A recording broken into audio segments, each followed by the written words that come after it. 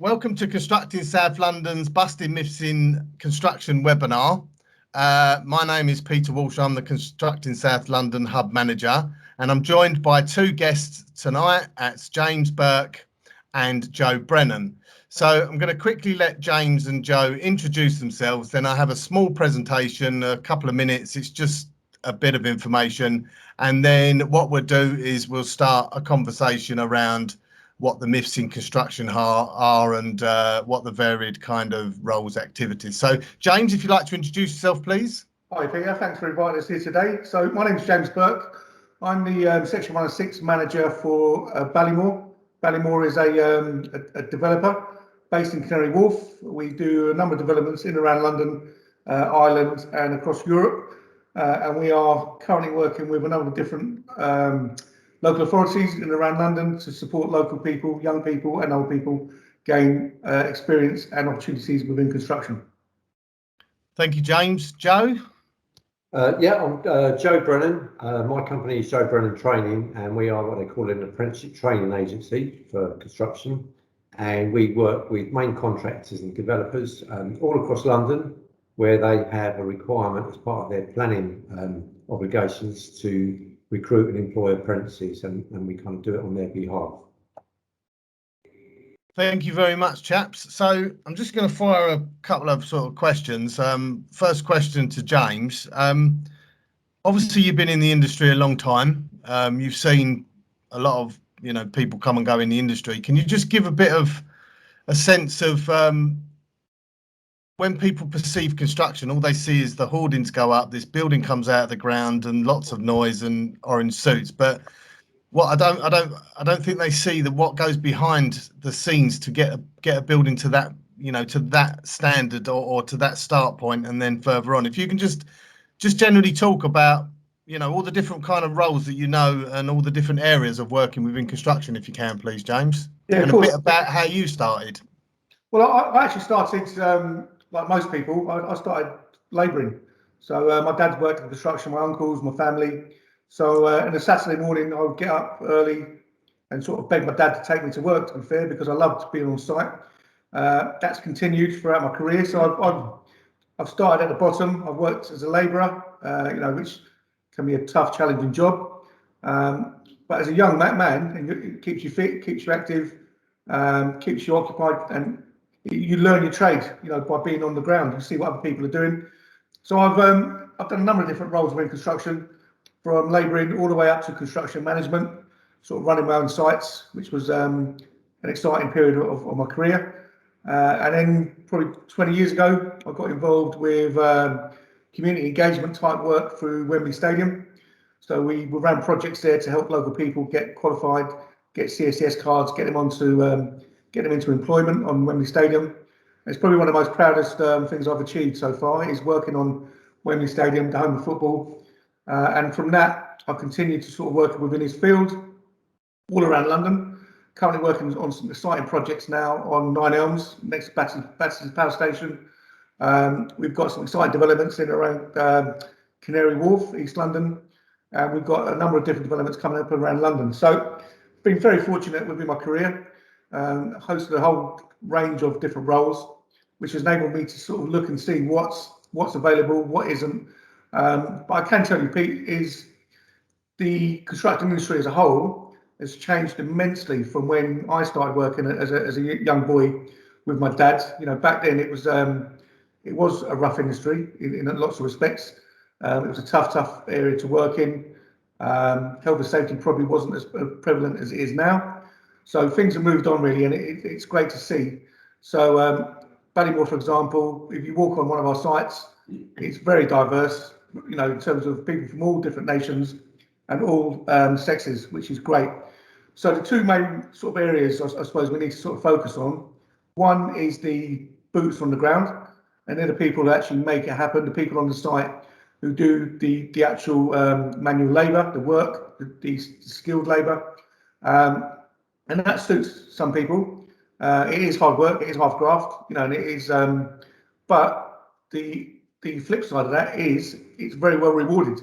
We see guys out on site from the early stages when they're pouring concrete, doing what we call formwork, which is the initial stages of construction. and it's genuinely hard graft. However, the financial rewards for that are significant. So while it's not for everyone, it's certainly, if you're that way inclined, if you're young, fit, strong, and you potentially don't necessarily have the qualifications to go to university, it's certainly an entry route into construction, and certainly one worth looking at, because as an industry we're struggling to find people to fulfill those roles, particularly young people coming through. And then we look at obviously what we call the finishing trades, your plasterers, painters, carpenters, and they will come in once the actual shell's been completed, and they will do the finishing trade. So they will actually complete the actual properties so they're ready for people to move into. Again, we can call them probably more skilled trades, whether that's correct or not, I don't know. But again, if you focus on one of those trades and become experienced with the right qualifications, it can be a great career path for people. And we call that on the tools, Pete. In some cases, you work in what we call a day rate, or in some cases, it's paid on price. So if you're of that mindset and you want to go and make lots of money, you go on site, you work rigorously all day, and you can earn a great deal of money if you're young and fit and you want to sort of chase it. Then the other area, which I think people probably don't see, and hopefully as an industry now, we're trying to open it up so people understand, is the professional side, Pete. So you've been out in offices, I've worked in, you and I have worked on Battersea Power Station. The offices on those sites are probably smarter and more advanced than offices in Kerry Wharf banking sector.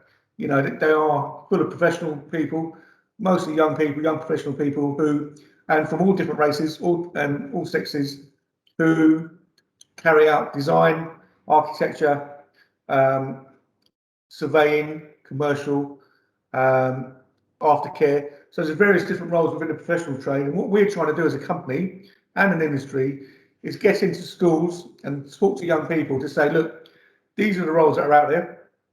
Don't look at construction as a dirty trade. There are professional roles which are extremely well paid, and extremely fulfilling. If you can actually work on a project, as we have on Embassy Gardens in Vauxhall, where we have you may have seen it, it's got a see-through swimming pool.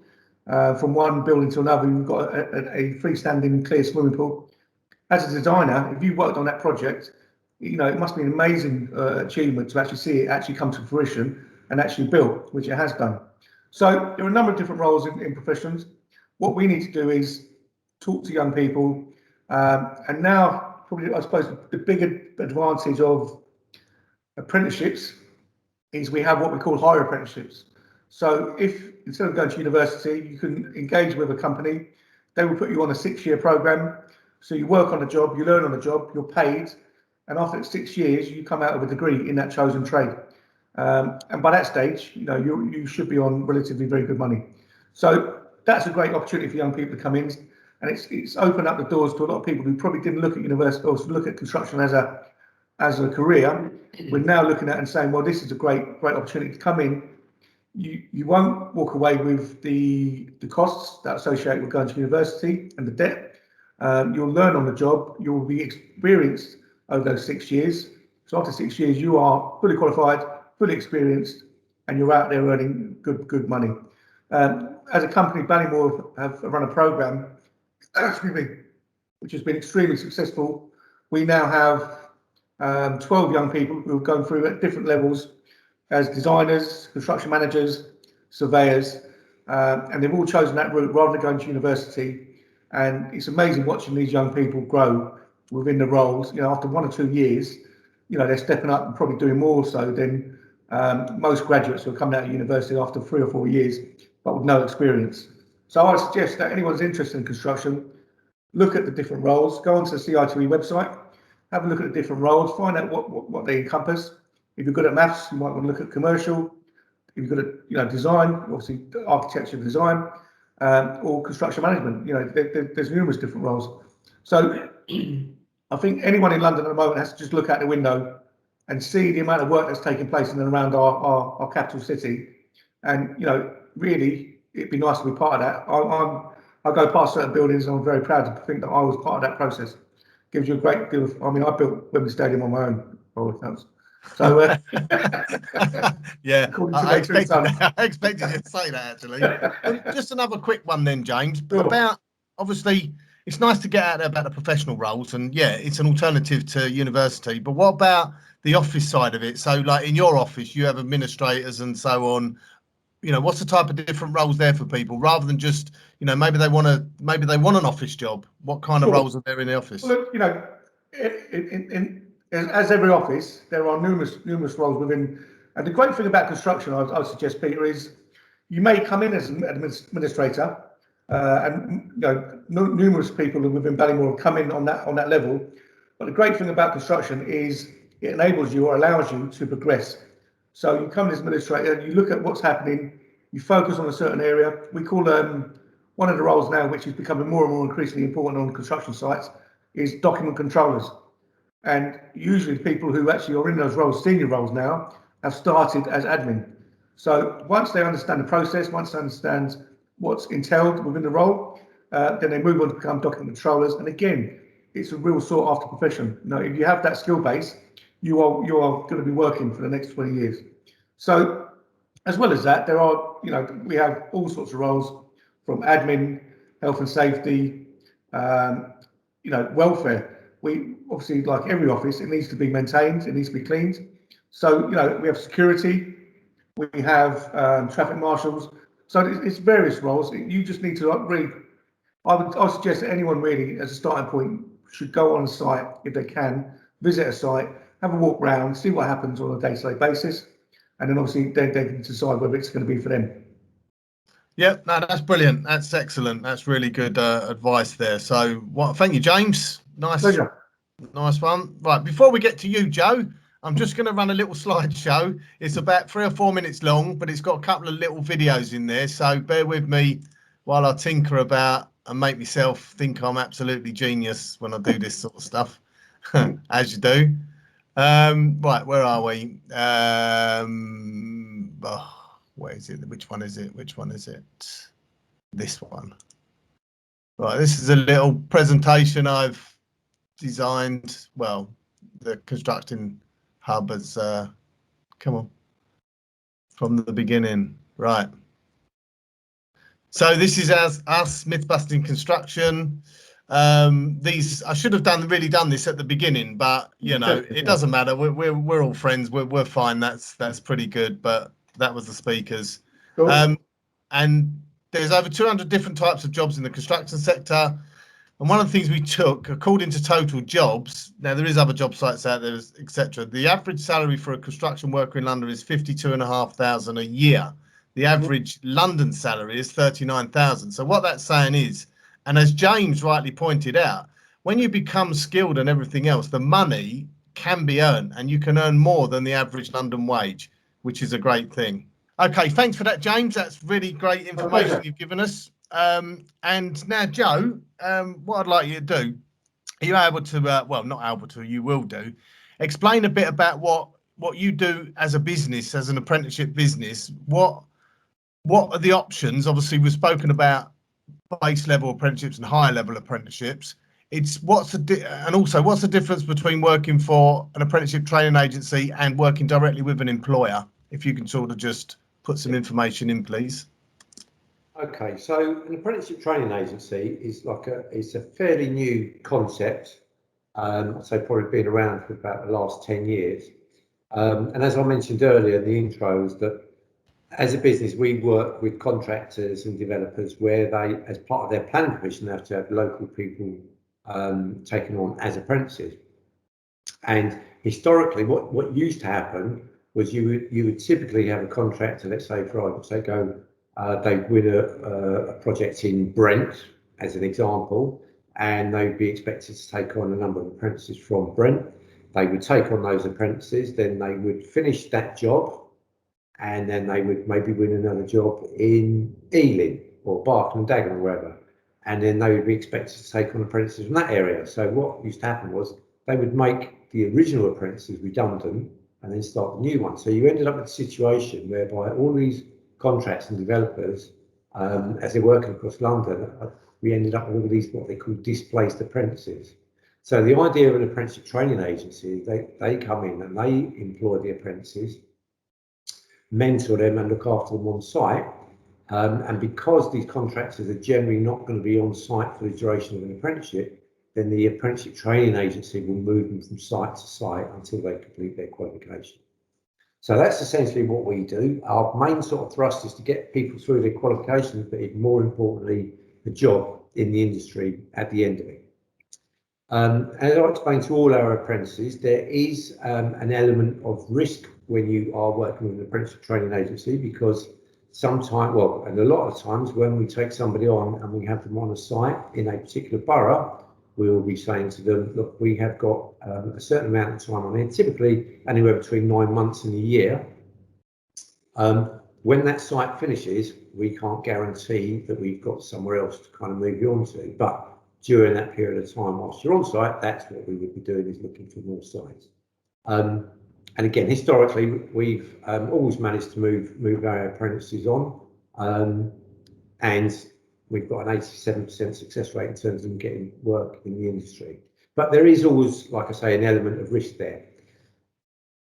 So that's the kind of one of the cons, if you like, of working with an apprenticeship training agency. I think one of the pros is that as part of our role, what we do is when we place an apprentice on site, they're placed with a subcontractor, be it plumber, carpenter or bricklaying contractor. And what we do is we go on site and make sure that when that apprentice is working with the contractor, that they're getting the appropriate work that they need for their qualification, and that they are progressing well towards their qualification. So if an apprentice is taken on by a company, then they could do what they like with that apprentice. And I'm sure everyone has kind of heard about apprentices just maybe doing labouring, or back in the old days it was just sweeping the floors or making tea for everyone. So this is a much more modern approach, and the role of the ATA is almost like a mediator, if you like, for the apprentice, the training provider and the contractor that they've been placed with. So that's kind of in a nutshell what we do. Okay, what about levels of apprenticeships? I mean, you know, we talk about higher level apprenticeships. What does that actually mean for people? Okay, well, I mean, the apprenticeships can go from standard level 2 on some of the trades. And when I say some of the trades, I mean, at the moment, since they've just changed the qualifications, there is a level 2 in carpentry and bricklaying. That's normally like the standard trades. Plumbing, electrical and painting and decorating, there is only a level 3 in that now. And dry lining is a level 2 as well. So sorry, how, I mean, I'm a qualified central heating and plumbing engineer, right? And I did a little, I didn't do apprenticeship, I did some courses, but I worked with, I'm old school. So, you know, like James was saying, it was different in our day. But for me, why, how can you go straight? I mean, you're going straight into a level 3? Because I can't see how you can just. No, what I'm saying is, in terms of apprenticeships, on those particular trades where they brought in the new standards, there is now, whereas before you could have like a level 2 apprenticeship, let's say in plumbing, and then you could progress to a level 3. They've decided to make the qualification more robust, but there is only a level 3. So, I mean, in terms of what we do as an ATA, because we are placing people straight out on site with subcontractors, we are looking for people who have already done a technical certificate in their chosen trade, which is a tiny bit of the apprenticeship, so that they've had some basic skills training and then we place them on site. In terms of the higher level apprenticeships, then, you know, you go from that, like I say, right up to level 7, which is kind of degree level apprenticeships, which is typically management and professional qualifications. And it really is, I mean, the good thing about it from the construction side of things is that you can progress up through that. So you can go from a trade doing level 3 and then maybe into site supervision, site management, a level 4 and so on and so forth. And as James was saying, in terms of the industry, that's why I think it is you know, a brilliant industry to work in, because there are so many different routes to go depending on what you want to do. So it might well be that you decide that you want to be a bricklayer, and you do your apprenticeship in bricklayer and become a bricklayer. And you might want to stay doing that, or you may want to progress to management, go into contract management, or you may want to just become a foreman, or loads of things. There's loads of avenues open for you, which I think is quite unique to that sector. Pete, if I could just touch on, so we'll give you a bit of a case study regarding one of our apprentices. So the higher apprenticeships have only really been in place for the last 2 years, 2 to 3 years. So it's quite a new concept, you know, which is why it's quite exciting, quite new. Some companies or developers companies will go out and target young people who would have been going to university, who have that, you know, A's and B's, who would have been going to university, and sort of put them on a higher apprenticeship program. As a company, Ballymore have chosen to work with candidates who have a desire, a level of learning, but not necessarily the qualifications. So they were unable to go to university because, for example, one of our young candidates got involved in a little bit of trouble, went to prison for a short period, came out and had lost their opportunity to go to university. We took the person on for a period, saw that they certainly had the learning capabilities, and what we've had to do is support that young person through a number of different, what we call bridging qualifications. So they did a level 2 qual, they've now done a level 3, and now they've gone to into university to do a level 4, and they actually will then progress on to their level 5, level 6. So as Joe mentioned, there are opportunities, and I think if the qualification is used correctly by the companies, it's not just about targeting people who would have gone to university anyway, who will come to industry. It's about targeting people who potentially didn't have the same opportunities other people have had, may not come from the same financial stability backgrounds, who may have got a bit of trouble while they were younger, but you know, they've certainly got a desire, have certainly got an ambition, and I think that's what it comes down to, Pete, in everything you do. You know, regardless, you know, we can sit here and talk about industries and, you know, construction being one of which, but unless you really have the desire and a real you know, drive to get yourself out of bed every morning and go to work, you have to enjoy what you're doing to that respect. You know, it can't just be about how much money you're going to earn or what the end goal is. You need to enjoy what you're doing. And for my money, you know, one of the industries where you can go on site and speak to people openly and, you know, in a good manner. The days of people coming on and shouting at you and bawling are probably gone to some degree, particularly in the offices. You know, they're very professional now, very diverse. You know, so they're a nice place to work in. You know, the canteens are amazing. The support facilities. Yeah, the Ballymore canteen in Embassy Gardens is lovely, isn't it? It's about making sure that, you know, you're comfortable. You know, so for young people now. Sorry, and that's another thing as well, as I wanted to make clear to people as well, that sites even need like caterers. You know, they need all the roles that you don't. Leisure, retail. You know, there's retail sites, there's leisure facilities, there's concierge, and as you said, you know, security and stuff like that. So, I was walking up through Canary Wharf today and looking at all the buildings springing out of the ground, and it just kind of struck me that every one of those companies, every one of those developers will need a maintenance team. All right. Yeah. Now that maintenance team will consist of probably 3 or 4 M&E contractors, which are electrical, plumbing. They will have facilities management on there. So when we talk about construction, we're obviously focusing on new build buildings coming out of the ground.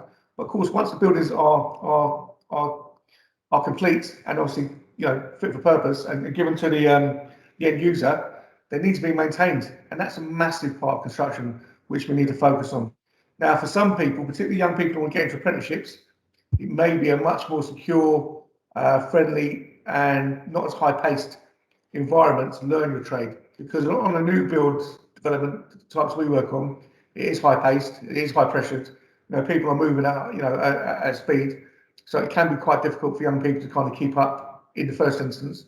However, the maintenance side is a great way, I would suggest, for young people to learn a trade, you know, and work usually with people who have been in the industry for a long time, usually slightly older, who are willing to pass some of that experience down. So you know, I think people get sort of caught up in this looking at these construction sites flying up, but as you say, there is numerous different roles within construction, and I would suggest for young people now they need to look at that maintenance roles, because they're becoming, you know, as these buildings come to fruition, they need to be maintained. You know, we're talking about Yeah. long-term opportunities on these. Yeah. Also, there's when with I've heard a lot over the years, and you guys probably have as well, that a lot of it is promoted. And I say schools, I'm not picking out any particular schools, but when you said generally, it's always sort of been that, oh, don't worry, if you haven't got, if you don't get your grades you want, you can go into construction. Well, Sure. For me, that's totally wrong. That shouldn't even be a conversation, because at the end of the day, yes, you may not, when you read a job advert and it says, oh, 4 A's to C's, and you might have 2 A's, 2 B's and a D, or 2 A's, 1 B and a D. It doesn't mean you cannot get that job. What it probably means is you might have to do that little bit of extra education, and obviously I'm sure Joe would back that up with the apprenticeships. Because you have to, you end up doing your bit of education that you perhaps didn't do very well throughout the course of your life anyway. Well, every one of our young people now, all 12, have had to do additional qualifications. All of them, and some of them come from very well educated, but they've all had to do maths and English, which is important. And I think that's the other thing you need to point out, Pete, is particularly young people now in this environment, if they don't get the maths and English, they're almost sort of written off at an early stage, Yeah. And part of the apprenticeship program is geared up to ensure that, when I say young people, all people, this could be young or old, that when they come onto the actual apprenticeship, they are supported through the English and maths as well, which is very important. And that's again a move from the government that pushed training providers to ensure that people are coming out just not with knowledge of their trade, but coming around with an all-round education, which is very important for their long-term well-being. Yeah, and that's a good thing as well. So, and yeah, Joe, I'm sure you'll back this up as well. That apprenticeships certain apprenticeships are no age. It's not like just a young. When you talk about apprenticeships, some people think it's all aimed at young people. But what about all the companies that use their apprenticeship levy, or they pay levy and use that towards? Yeah, well, I mean, even aside from that, you kind of get all sorts of people want to do apprenticeship. You're quite right, is that historically people tend to think of apprentices as being young people. Most people do anyway. The average age of our apprentices is about 24.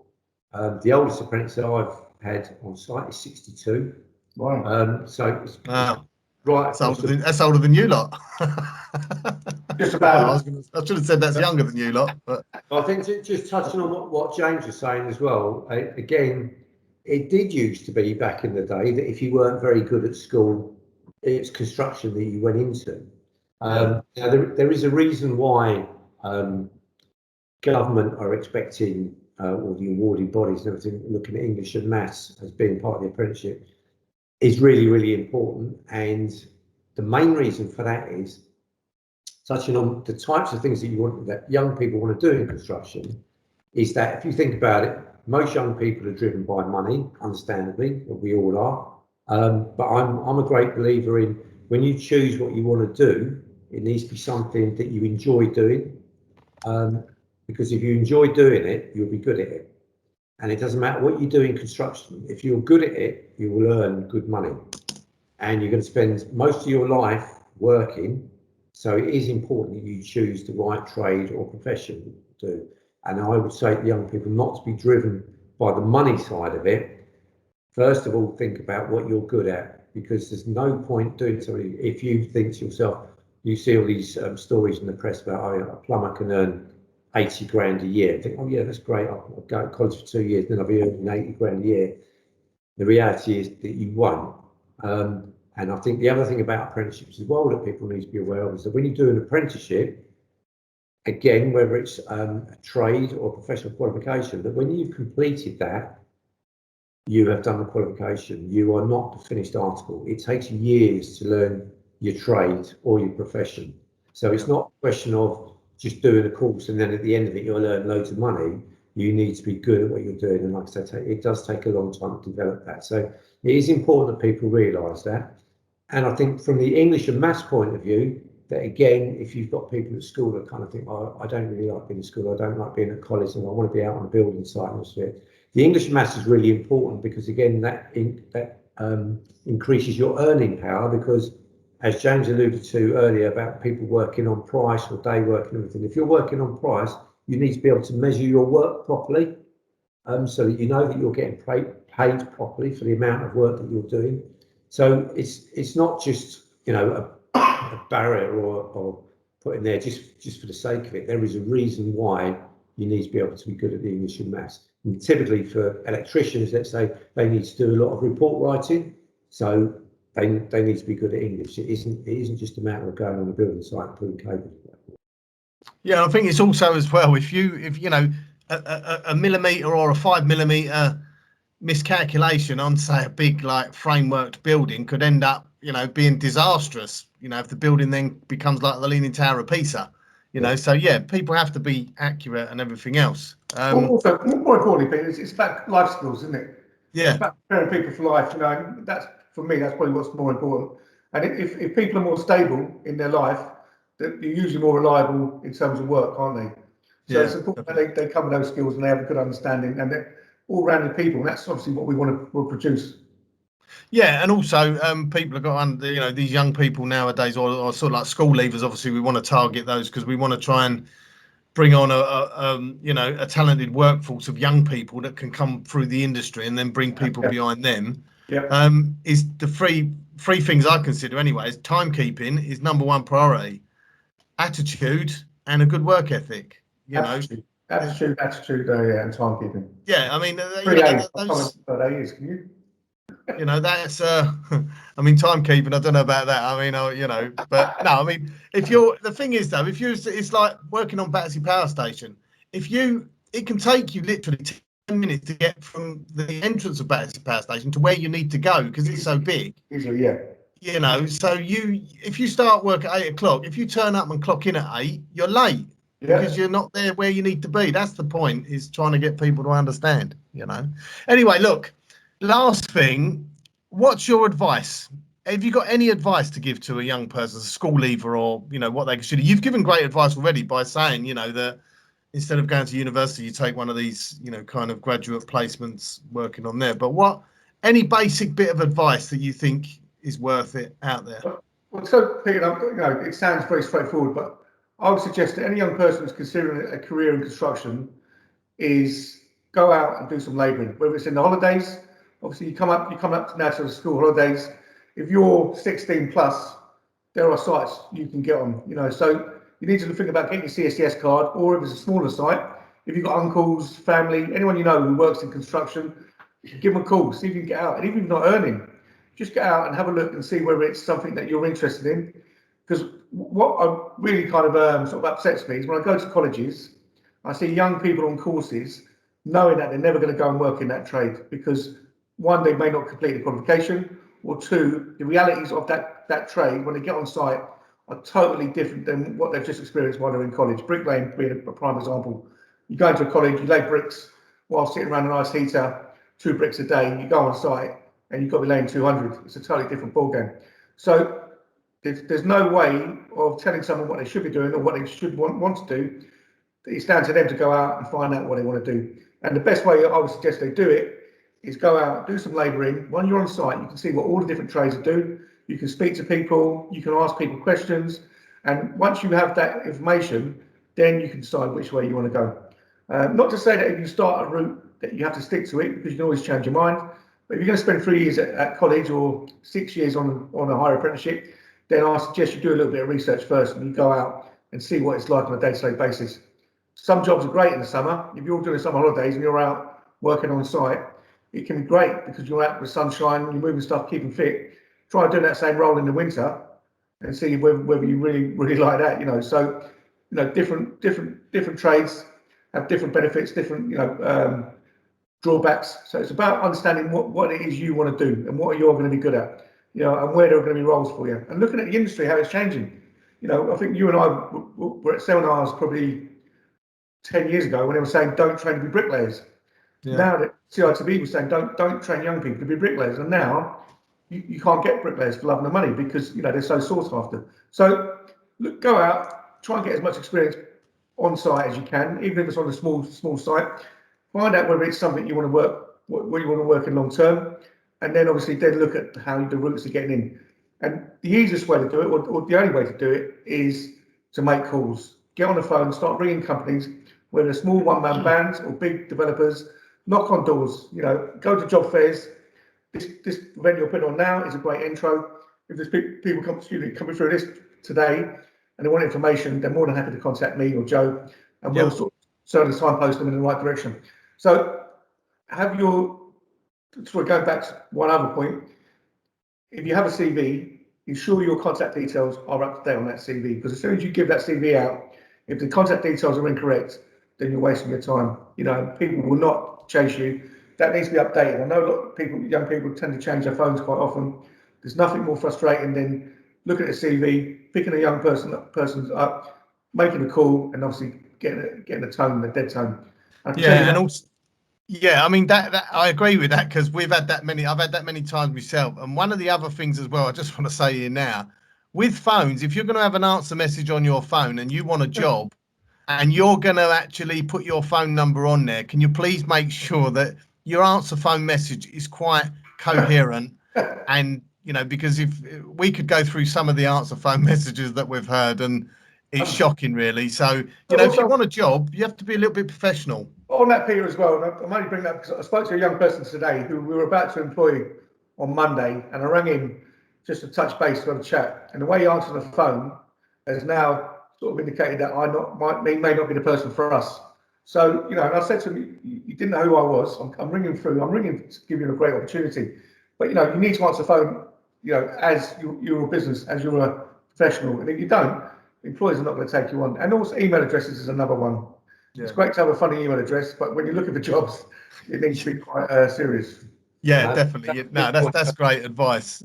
That's exactly the point I was going to say about the phone calls, because I've done that on numerous occasions now when I've rang people, and the way they've answered the phone.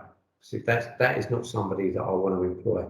The other thing, and it actually happened today, is that another ATA called me to say that they had an opportunity for, I won't say what borough it is, but another borough where they were looking for a plumber. I had somebody on my database who was suitable, so I didn't have to. I said to them, okay, well, I'll ring this person and I'll let them know, and I'll put them in touch with you. And when I rang the guy up, he eventually answered the phone, and when I started talking to him and explaining, I mean, he answered the phone fine, okay, but when I started explaining to him what it was about, he was absolutely delighted, and he said, you know what? He said, I don't normally answer random numbers. So I would say to any young person, any phone call that you get and you don't know who it is calling, that could be a potential employer. And always 100%. Think of it like that, rather than trying to make out you're a big man. 100%. Yeah, no, that's 100%. I mean, you are going to get the odd, you know, you answer it at the end of the day. If someone says, oh, you know, PPP or whatever it is, or do that, just put the phone down. But like you say, it could very well be an employer. You know, it could be someone saying, I've been sent your CV, I have an opportunity. You assume people are going to ring you, you know, so, you know, always assume that someone's going to be calling, and, you know, just get into the habit of being professional, simple. Yeah, and don't get disheartened if you don't get the first job you want, whatever. Don't get disheartened. There's you know, London's booming with construction again, you know, so don't be disheartened. You know, there's plenty of roles out, there's plenty of opportunities. So the people who make the calls, Pete, are the people who go out and get them.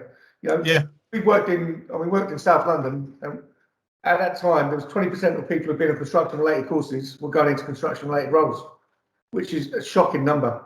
And the problem was the people who were actually making the calls, going out and actually chasing the work, were getting them. You know, I speak to probably 20, 30 apprentices a month, but the ones who keep calling me are the ones that will get employed, because they're on the case. It shows me they're keen, they want to work, and they're proactive, and they're the people I want to work with.